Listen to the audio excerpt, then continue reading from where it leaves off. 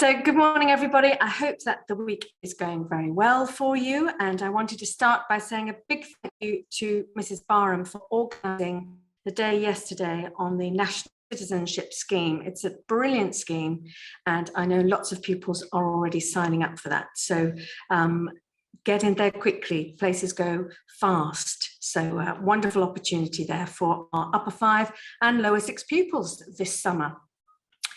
Now we have some photos of the week, and we start with fencing. So this is Cara Elliott in upper 3. She attended the Southern Region Under 14s Girls Sabre qualifiers in Swindon, and is thrilled to confirm that she placed 3rd in the Southwest, in the South. So now, I can hear them cheering above.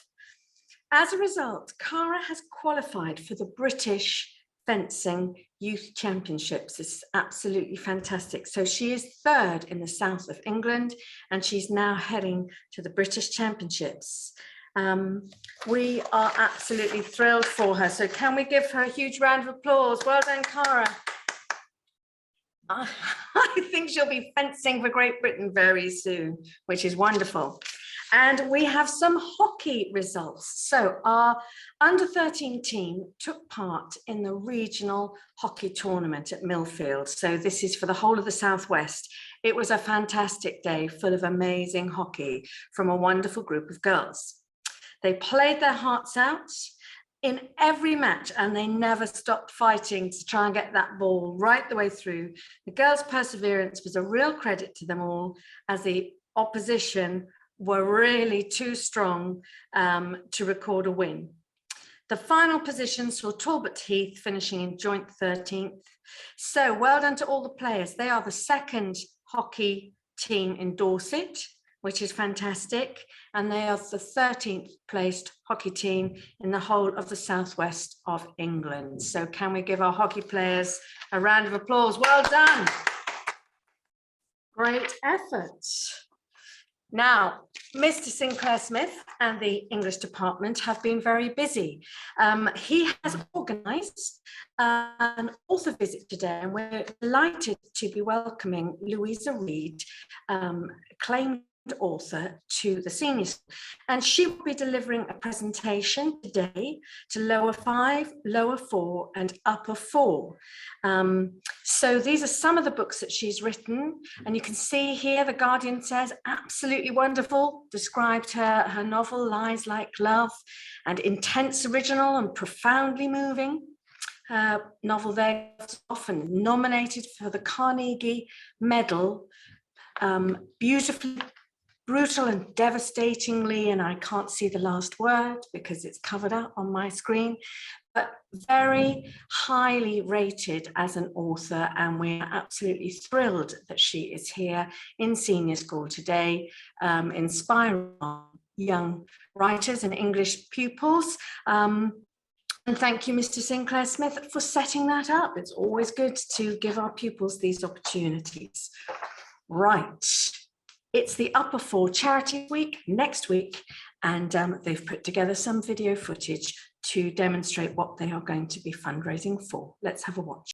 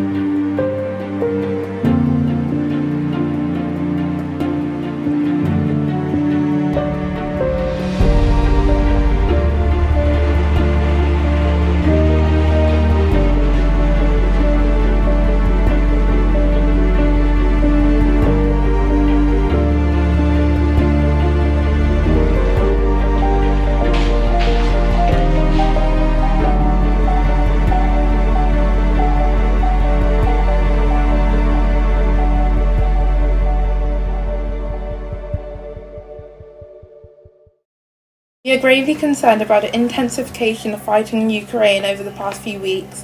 The lives are disrupted in the turmoil as people are losing their homes and families are being separated. Essential services like water and healthcare are under threat. The Ukrainians are needing Western support and aid to help the situation improve. The people caught up in this conflict must be supported and protected. We feel that this charity is worth supporting and hope that you will help support this cause. We intend to sell cupcakes, chocolate and sweets, so please bring some money and support our charity week. Hello, today we're going to be talking to you about UNICEF. What is UNICEF? UNICEF works in over 190 countries and territories to save children's lives, to defend their rights and to help them fulfill their potential from an early age through to adolescence.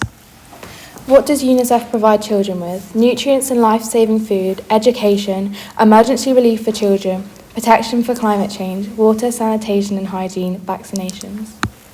UNICEF has helped 247,000 Syrian children cope with the trauma they've experienced. UNICEF provides 2.3 billion vaccines in 2018, helping protect almost half the world's children under 5. Why is it important to support this charity? Russia has begun a large-scale military attack on Ukraine and its southern neighbourhood in order of the Russian President Vladimir Putin. In a televised speech, Putin announced a military operation in Ukraine's eastern Donbass region. Tanks and troops have poured into Ukraine at points along the eastern, southern and northern borders. In Kiev, there are huge jams on expressways as people flee the city. Social media testimonies speak to the growing sense of a pandemic, with saying that they are being rushed into bomb shelters and into basements. Television footage has showed people praying on the streets. Many people in Kiev have sought shelter in underground metro stations. There are 7.5 million children at risk from the deepening conflict in Ukraine. How can your money help the people in Ukraine? £46 could provide a family with an emergency water and hygiene kit. UNICEF are helping to provide families with access to clean water and healthy food. They are helping to make sure that child health and protection services continue. Also, they are working with the partners and the UNHCR to assess the refugee situation across neighbouring countries. How are we supporting UNICEF? We're doing a donut sale. We're selling donuts for £1 every break time for a week in the dining hall. We are also doing an Easter egg delivery service. Our former Easter bunnies will be delivering prepaid Easter eggs during the last week of term.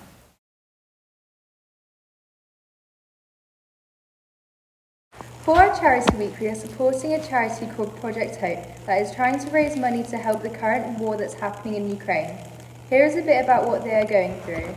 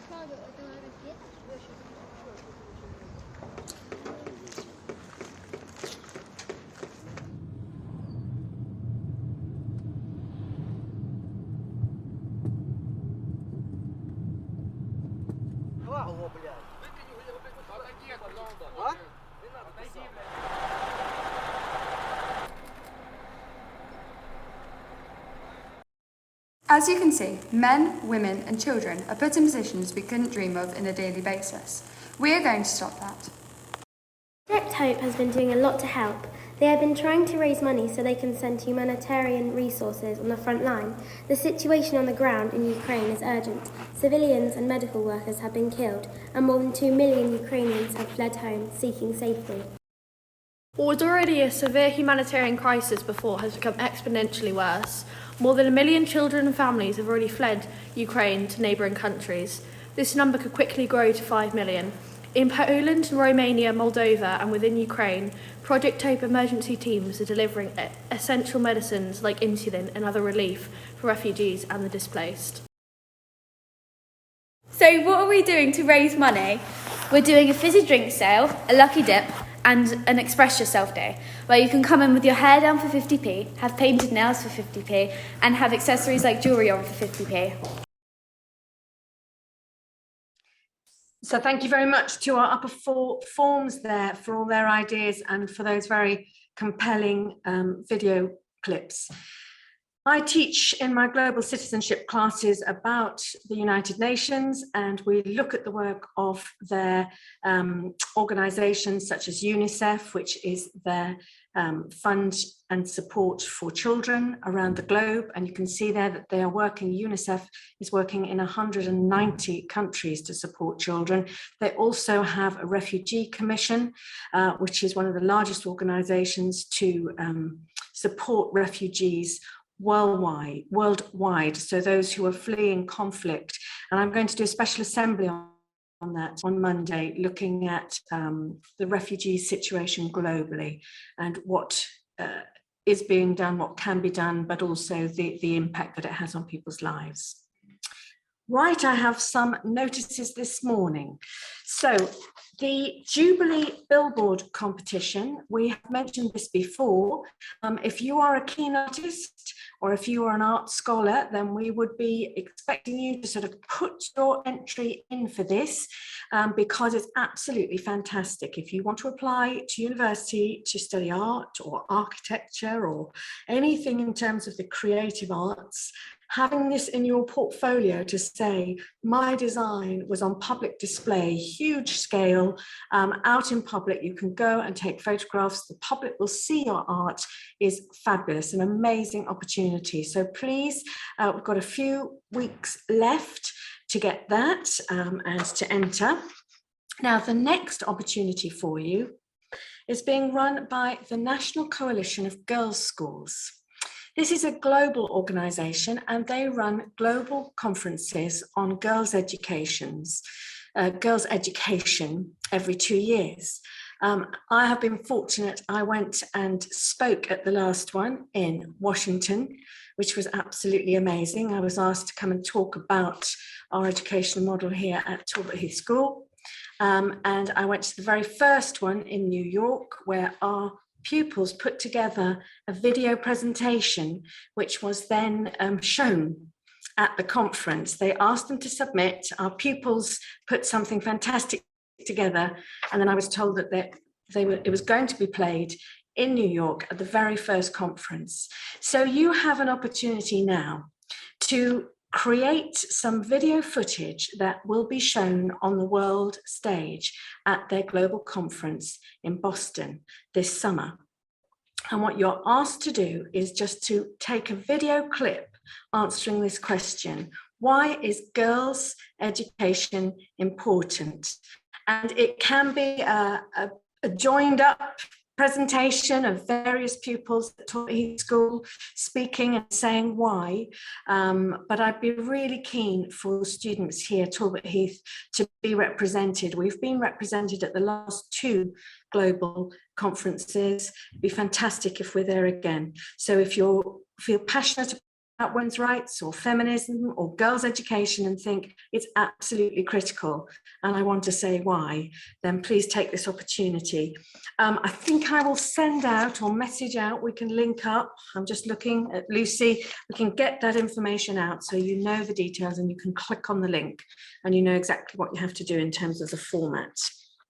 Another opportunity, I know a lot of you care a lot about equality and fairness, respect. Bournemouth, Christchurch and Poole Council, they run an anti-bullying alliance and they ask pupils from a variety of schools to be part of that project to help them shape initiatives in the local area. So you will see this poster starting to appear around the school. It's for pupils aged 13 and above. If you would like to be put forward to be on this council, to be part of the Anti-Bullying Alliance in BCP, then can you let Mrs. Stone know, please? Just send her an email with your name and say, I'm interested in being put forward for the Anti-Bullying Alliance. They haven't got lots of places, but if you're keen, it's a fantastic opportunity there, particularly if you're interested in going into work either in fields such as equalities, human rights, pastoral care, social care. Having this opportunity is wonderful. So you'll see these posters around school. Drop Mrs. Stone an email. Now, Monday, It's quite exciting. It's our whole school photograph. We'll have the scaffolding put up on Borders Green, and everybody aged 3 to 18 will get the chance to be in that photograph. We only do them every few years. We haven't done one for a couple of years, and we thought now would be a good opportunity. So all senior pupils will be in full school uniform, so not PE kit, not tennis academy kit. If you have a PE lesson on Monday, or you're going to tennis academy for your training or swimming academy, you have to be in full school uniform, please. Correct school uniform. So make sure that Monday you put a note in the diary that you are coming in uniform. I think the sixth form have had a discussion amongst themselves as to their colour that they're going to go for, because there'll be one section of the photograph, but very exciting. Thank you, Mr. Craddock, for setting that up.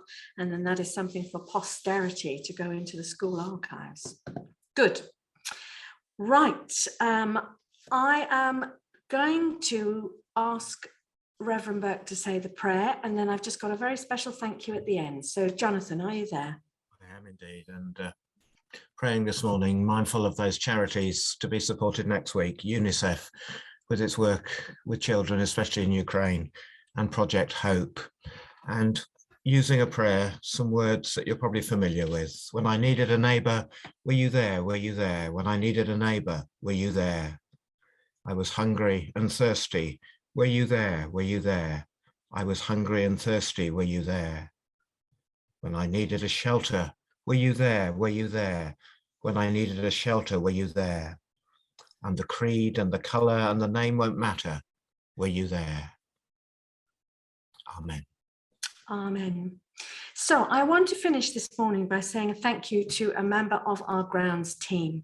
Mr. Downton, Robin has been with us looking after this site. It's a really large site to cover huge amounts of trees, 1,500 trees, lots of grounds, big sports field, and he's been part of our community and part of our team for a number of years. He's heading on to pastures new, but I wanted us as a community to say thank you to him and to wish him all the very best. Can we give Robin, Mr. Danton, a big round of applause? Thank you. Good. Have a brilliant day, everybody. See you on Friday. Bye.